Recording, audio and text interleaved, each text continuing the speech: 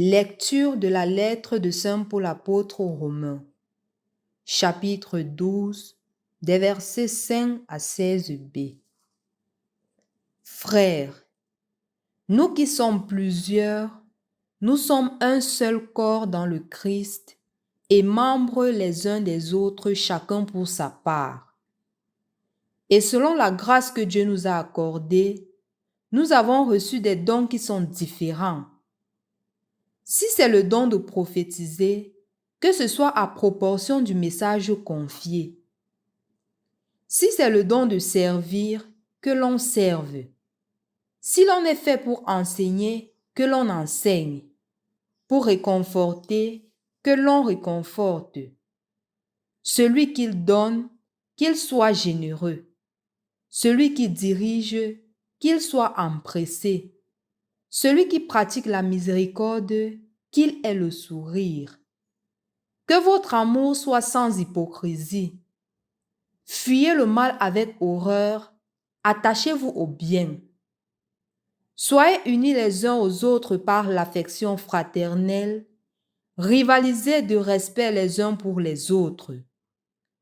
Ne ralentissez pas votre élan, restez dans la ferveur de l'esprit, servez le Seigneur, ayez la joie de l'espérance, tenez bon dans l'épreuve, soyez assidus à la prière. Partagez avec les fidèles qui sont dans le besoin, pratiquez l'hospitalité avec empressement. Bénissez ceux qui vous persécutent, souhaitez-leur du bien et non pas du mal. Soyez joyeux avec ceux qui sont dans la joie, pleurez avec ceux qui pleurent. Soyez bien d'accord les uns avec les autres. N'ayez pas le goût des grandeurs, mais laissez-vous attirer par ce qui est humble. Au nom du Père, et du Fils et du Saint-Esprit. Amen. Loué soit Jésus-Christ.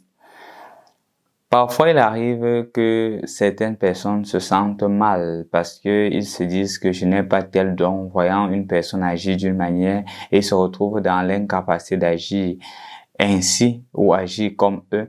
Ils se mettent à se dire que je n'ai pas ce don-là. Et n'ayant pas ce don, ils entrent dans une dépression, croyant que Dieu ne les a rien donné, croyant que Dieu les a abandonnés et qu'au meilleur, Dieu a donné des dons et à eux, Dieu n'a rien donné. Je crois que ça arrive à plusieurs d'entre nous, surtout dans les périodes de croissance où on se confronte aux gens, ou peut-être dans la vie académique où on voit que peut-être en mathématiques, celui-ci excelle, en physique, celui-ci excelle, et moi, je me retrouve moyen partout et je me dis que je ne suis pas bon. Ou peut-être, je dis, je ne suis pas aussi intelligent que tel. Je ne connais pas mes dons. Et c'est arrivé plusieurs fois, non? Quand on a parfois des rencontres avec les jeunes, on dit que quel est le talent que tu peux mettre au service des autres? D'autres disent clairement qu'ils ne connaissent pas leur talent. Je crois que la première lecture d'aujourd'hui tombe à pic, non? À travers l'expression, ou du moins la diversité des dons que Paul met en exergue aujourd'hui. Paul dit justement, celui qui a le don d'enseigner, qu'il enseigne. Celui qui a le don de la générosité, qu'il soit généreux.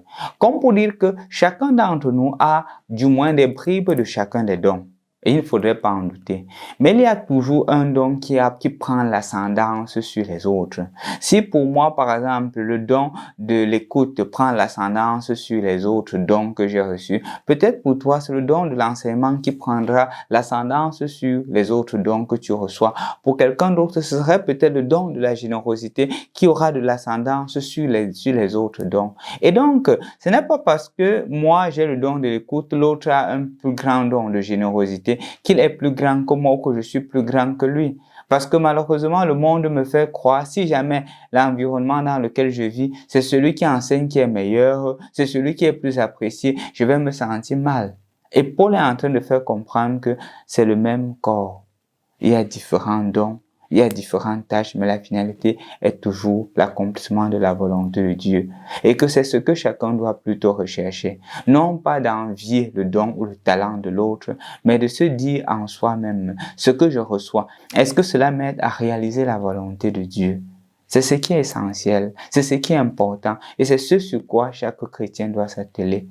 Non pas à se dire que je n'ai pas tel don, non. Le Seigneur a mis en tout un chacun des dons. Je disais même à quelqu'un parfois que le sourire est un don. le fait de sourire. Il y a combien de personnes que lorsqu'ils arrivent au milieu des gens qui sourient, se retrouvent la santé? Parce qu'ils ont dit non, ceux-ci ont souri devant moi. Le fait d'être seulement accueillant est un don. Accueillir les autres, dire bonjour, c'est un don. Donc, il ne faudrait jamais se dire qu'on n'a pas de dons par rapport aux autres. On a toujours des dons. Et le Seigneur a mis en nous certains dons. Le Seigneur a mis en nous des dons qui nous permettront de construire son règne sur la terre comme il est déjà au ciel. Et c'est maintenant à nous de nous efforcer à découvrir ces dons-là, à découvrir. Un des moyens, c'est de te demander qu'est-ce que tu aimes faire et que quand tu fais, tu te sens vraiment épanoui. C'est peut-être ce don-là qui prend de l'ascendance. J'avais un confrère qui aimait les constructions. Donc, il pouvait être n'importe où, mais quand tu parlais de superviser, organiser les constructions, il se sentait le plus à l'aise. J'avais un autre confrère qui aimait l'enseignement. Donc, partout, tu pouvais lui mettre, il a des difficultés, mais où il se sentait dans son domaine de définition, c'était dans l'enseignement. J'avais un autre confrère qui aimait la pastorale. Donc, il pouvait avoir des difficultés partout, mais la pastorale, il était dessus. Un autre, c'était la visite des malades. Il pouvait avoir des difficultés, mais quand on parle de visite de malades, il se sent présent. J'avais un autre aussi qui avait le don du leadership. Il savait vraiment organiser les choses. Quand tu voulais vraiment pousser tel pion pour mettre ici, organiser ceci pour ceci, il était disponible. Et il le faisait bien.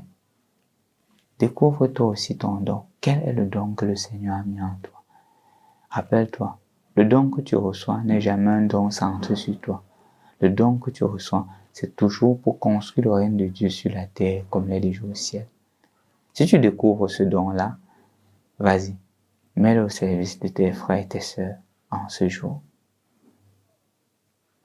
Au nom du Père et du Fils et du Saint-Esprit. Amen.